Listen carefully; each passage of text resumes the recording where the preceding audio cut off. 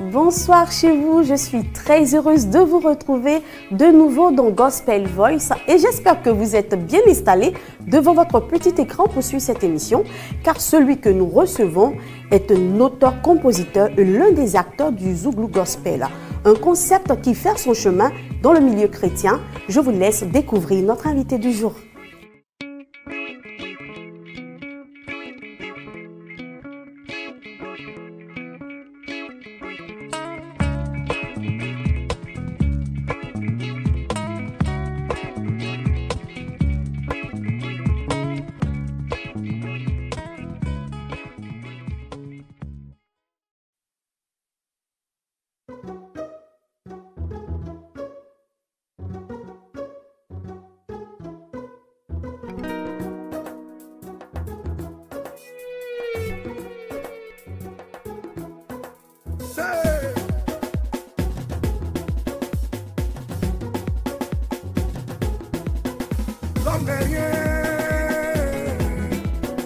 L'homme n'est rien sans Jésus. L'homme n'est rien sans Jésus.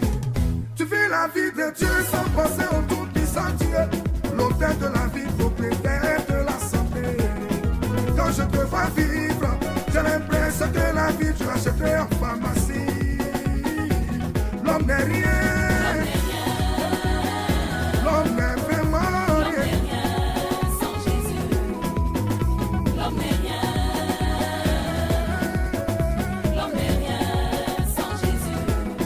On te parle de Dieu, tu dis on verra ça plus tard. Jésus revient bientôt, ça aussi tu dis c'est un slogan. Donc ta vie à Jésus, ma vie c'est ma vie. Je fais bien ce que je veux, arrêtez de m'embrouiller. On est une fois et on vit une fois. Laissez-moi bien profiter de ma vie. L'homme Qui est Jésus? Qui est Jésus là? Je me fous de Jésus. Mec, de la tête. Moi de laisser la papier pour aller sur Jésus. L'homme n'est rien, l'anophobie, l'homme n'est vraiment rien. Sans Jésus. Pour les plaisirs de ce monde, tu as sacrifié des humains. Pour paraître, tu as vendu ton âme au diable. Dans les grands maquis, les petits go à gogo. C'est ça là que tu appelles la vie. C'est ça là que tu appelles la vie. Ah oui, ressaisis-toi. Oh. L'homme n'est rien. L'homme n'est vraiment rien. Sans Jésus.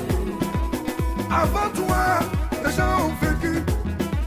Après toi, la vie continuera. Ne te laisse pas séduire. Shalom, shalom, je suis le chanteur Richard Crémé. À l'état civil, Crémé Kofi Richard, originaire de Boaké Centre, banlieue de père et de mère. Racontez-nous brièvement votre conversion à Christ. Alors, il faut dire qu'avant d'être chrétien, avant d'être enfant de Dieu, j'étais dans le monde. Je vais raconter brièvement mon témoignage, je vais condenser ça en 1 minute. J'étais dans les pratiques occultes, je faisais des choses qui n'étaient pas faisables.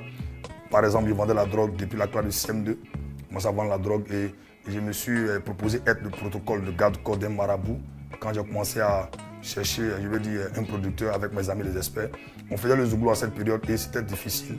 Et je me souviens qu'en classe de 4e, j'ai violé une fille et la PJ m'a arrêté avec l'âme sur la tête. Et il m'a envoyé au parquet, c'est là qu'on m'a libéré. Et quand je suis sorti de là, j'ai continué la musique, je suis dans le Woyo avec mes amis et on est à la chaîne d'un producteur. Et Dieu nous a fait la grâce de rencontrer un monsieur du nom de Djekouli Aimé Labise, dont je salue la mémoire, qui n'est plus en vie, malheureusement. Qui nous a dit, je suis prêt à vous produire, à condition que vous ouvrez votre cœur au Seigneur Jésus-Christ. Et le monsieur a dit, ok. On l'a dit au monsieur, ok. Il a dit aussi par la suite que moi, je mets 10 000 francs à votre disposition tous les dimanches. On était 4, donc chacun avec toi, 10 000 francs. 10 000 francs par personne chaque dimanche ou 5 000 francs. C'était dans l'année 2004-2005. Et on quittait Beau, venait à Yopougon. Et je me souviens que le jour où le Seigneur m'a rencontré, à la veille de ce jour-là, j'étais allé boire, on était ivre, on sentait l'alcool. Et moi, je me suis levé à 4h, 5h du matin, 6h par là. Il fallait venir à l'église parce qu'il y avait 10 000 francs qui m'attendaient. Donc la motivation première pour laquelle on venait à l'église, c'était les 10 000 francs. Et quand on arrivait au culte, je me souviens que l'apôtre Kouré Moïse, que je salue au passage, a prêché un message fort et poignant. Il disait comme ça que peu importe le dégât que le diable a pu causer dans ta vie, peu importe tes erreurs, la parole de Dieu est capable de réécrire ton histoire. Voici là où est parti le déclic. J'ai ouvert mon cœur au Seigneur. Le Seigneur a fait son entrée. Il a soupé avec moi et moi avec lui. Voici là où est parti, j'ai venu ma passion avec le Seigneur. Et j'ai commencé à assister au culte du soir comme tout bon chrétien. Et c'est là qu'est parti, je veux dire, la flamme avec le Seigneur. Voilà. Après avoir choisi de chanter pour Jésus-Christ, quel a été le regard de vos anciens compagnons? En ce qui concerne mes anciens compagnons, il faut dire que beaucoup ont salué cela parce que le milieu profane, c'est un milieu où on vit pour sauver l'apparence. Voilà, on vit pour sauver. Je m'explique parce que le showbiz, aujourd'hui, c'est un milieu où le gars, il est bien habillé, il est chic, mais quand il apparaît, il est bien habillé chic, il apparaît juste pour sauver une apparence. Or, c'est chaud, ça ne va pas. Et beaucoup ont salué le fait que j'ai donné ma vie au Seigneur parce qu'ils ont vu le fruit. J'étais un peu sceptique pour dire, bon, est-ce que ça là, c'est sûr, avec ce qu'il a vécu, avec ce qu'il faisait, est-ce que c'est sûr, c'est sûr. Mais au fil du temps, le Saint-Esprit n'a fait que confirmer son appel dans ma vie. Voilà. Hier, artiste profane, c'était le Zouglou. Aujourd'hui, chanteur Richard Crémé évolue toujours dans le même style musical. N'est-ce pas une stratégie de reconquête d'un nouveau marché qu'est le domaine chrétien? D'abord, il faut dire qu'on ne vient pas à Christ pour être milliardaire. On n'a pas besoin de Jésus pour être riche. Mais on a absolument besoin de lui parler au ciel. Donc, je ne suis pas venu faire le Zouglou gospel dans l'église parce que je cherche de l'argent, mais il a échoué l'autre côté. Non. C'est d'abord, le Seigneur m'a trouvé dans le Zouglou.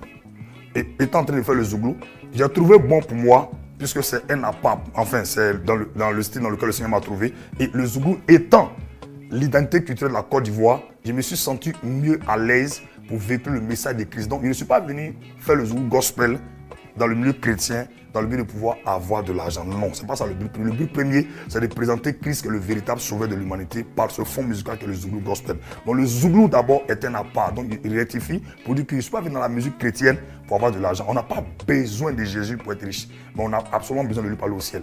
Pour être riche, il faut travailler. C'est pourquoi Jésus a donné la parabole pour dire l'homme riche et le pauvre Lazare. L'homme riche n'a pas accepté Jésus, mais il a appliqué les principes du travail, il a travaillé, il a été riche. Lazare a accepté Jésus, il a refusé d'appliquer les principes du travail, il est mort pauvre. Donc on ne vient pas à Christ pour être riche, mais on vient à Christ pour avoir le salut de l'âme.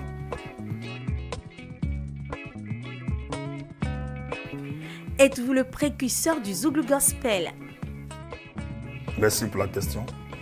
Je n'ai pas toujours répondre juste à votre question en soi disant que je suis le créateur, le concepteur. D'abord, il faut d'abord comprendre que nous sommes enfants de Dieu. Et nous ne sommes pas là pour défendre un style musical. Voilà, il faut que ça soit clair dans la tête des gens. On n'est pas là pour défendre un style musical. Moi, je sais que dans le monde, je faisais le Zouglou et ma première œuvre musicale est sortie en 2013. Enfin, fin 2012, pardon. C'est passé inaperçu. C'était le Zouglou. Donc, je ne suis pas ici pour défendre le Zouglou. D'abord, il faut comprendre que le Zouglou est un appât que le Seigneur m'a donné pour présenter Christ. Le plus important, ce n'est pas de dire qui a créé, qui n'a pas créé. Est-ce que la musique que nous faisons arrive à atteindre la cible du Seigneur?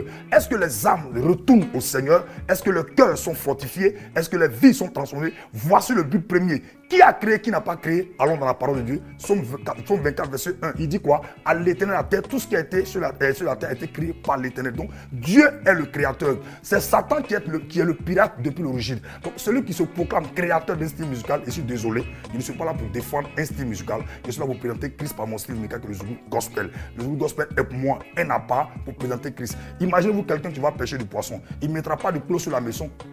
Il va mettre du verre de terre. Donc le Zouglou étant l'identité culturelle de la Côte d'Ivoire, j'utilise le Zouglou pour pouvoir présenter Christ à mes frères, mes soeurs qui ne connaissent pas le Seigneur dans le monde. Voici un peu. Donc je ne suis pas là pour défendre un style musical. Richard Crémé est un adorateur, est un serviteur de Dieu, utilisant le Zouglou gospel pour présenter Christ qui est le véritable Dieu. Voilà, voici ce que je peux répondre. Qu'est-ce qui est selon vous le plus gratifiant et le plus décevant dans l'exercice du chantre? D'abord, ce qui est le plus intéressant étant chantre, c'est d'appartenir d'abord à un royaume céleste. Voilà, de célébrer Dieu. Il y a des personnes qui ont reçu le don de chanter, mais qui chantent au nom des divinités, au nom de Dieu incapable de sauver. Or, nous, Dieu nous a fait la grâce, non seulement de chanter pour lui et de lui appartenir. Donc, c'est une grâce exceptionnelle. En ce qui concerne les retombées, le Seigneur ne fait que faire grâce tous les jours. On est épanoui. Ce qui me fait beaucoup mal dans le milieu des chantres, c'est que le chant n'est pas considéré ici, en Afrique francophone. Voilà, c'est vraiment décevant de le dire, mais il faut le dire. En ce sens que on prend les chants pour des vanipiers, on prend les chants pour des plaisantins, on prend les chants pour des gens qui ne savent pas ce qu'ils font. Mais ce qu'on oublie, c'est le même Saint-Esprit qui utilise le chant et le pasteur. Il n'y a pas Saint-Esprit de chant, il n'y a pas Saint-Esprit de pasteur. Voilà. Donc je veux dire que c'est décevant. Il faut qu'on prenne les chants au sérieux parce qu'avant que l'homme de Dieu monte à la chair ou que le culte commence, c'est toujours le chant qui est mis en avant. Groupe musical ou groupe de louange, donner un cantique. Mais le cantique là, et puis d'ailleurs il faut signifier que la louange n'est pas un passe-temps. On ne prend pas la louange pour attendre quelqu'un. La louange est sacrée. La louange à Dieu est sacrée. L'adoration à Dieu est sacrée. Donc le chant, être un chant, ce n'est pas quelque chose qu'on doit banaliser. C'est très important dans le milieu, dans le corps de Christ. Mais c'est décevant de voir, on banalise les chants. Un groupe musical donner un cantique pour chauffer le peuple, un groupe musical donner un cantique pour attendre. Non, non, non, c'est pas ça la louange. C'est pas ça le rôle du chant. Le chant aussi est un appel, un serviteur de Dieu, un lévite. C'est vraiment décevant. Quelles sont les qualités que doit avoir le chantre? Waouh! D'abord, un chantre est d'abord un enfant de Dieu. Et la seule chose qu'un chantre doit pouvoir avoir comme qualité, c'est d'être l'associé du Saint-Esprit. D'être l'associé du Saint-Esprit, être l'intime du Saint-Esprit, être amoureux du Saint-Esprit, être un passionné du Saint-Esprit. Bien aimé, quand tu es en intime avec le Saint-Esprit, tu ne peux que vivre la gloire de Dieu, tu ne peux que dire Dieu, tu ne peux que bouger Dieu, manger Dieu, exalter Dieu, vivre Dieu, faire tout ce qui est de Dieu. Et puis on est, c'est-à-dire que c'est être un fou du Seigneur. Waouh, être un fou du Seigneur. Et je vais profiter, ouvrir une brèche pour dire qu'on n'est pas chanteur ou serviteur de Dieu, prédicateur de l'évangile pour prêcher Dieu ou chanter Dieu. Non, on est chante pour chanter de la part de Dieu. On est prédicateur pour prêcher de la part de Dieu. Parce que chanter Dieu, c'est dire ce que tout le monde sait de Dieu. Dieu est bon, Dieu est bon, il est là, la colère, les miséricordieux. Même les artistes profanes chantent Dieu, mais ils ne chantent pas de la part de Dieu. Chanter de la part de Dieu demande avoir une intimité avec le Seigneur, venir transmettre la commission que Dieu t'a donnée pour sa créature, afin que cette créature revienne à lui, le Créateur. Donc voici c'est pourquoi il est important, il est très très important d'avoir une intimité, d'être associé avec le Saint-Esprit, de pouvoir recevoir la commission du Seigneur pour son peuple.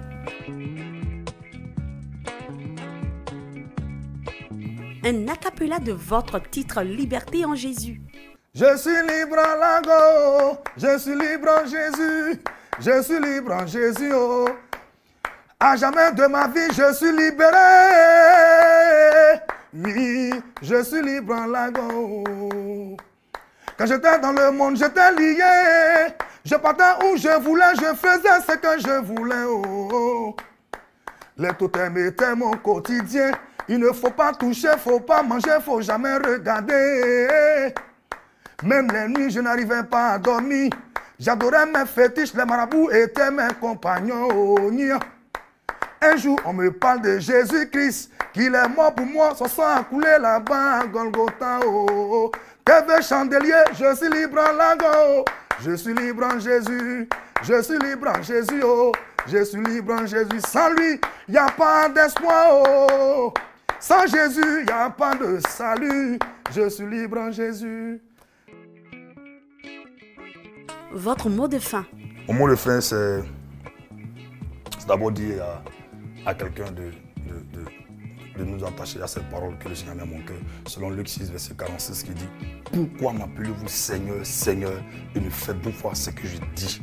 Pourquoi m'appelez-vous Seigneur, Seigneur, et ne faites-vous pas ce que je dis? Et pour résumer cela, j'ai écrit ici que ne vous attendez pas à Dieu si vous n'êtes pas en train de faire ce que Dieu attend de vous. Ne vous attendez pas à Dieu. N'attends pas à recevoir de Dieu si tu n'es pas en train de faire ce que Dieu, lui, il attend de toi. Voici mon mot de fin. Ainsi s'achève cette émission. Ce fut un plaisir de vous avoir en notre compagnie. Nous espérons vous revoir la semaine prochaine. Que Dieu vous bénisse.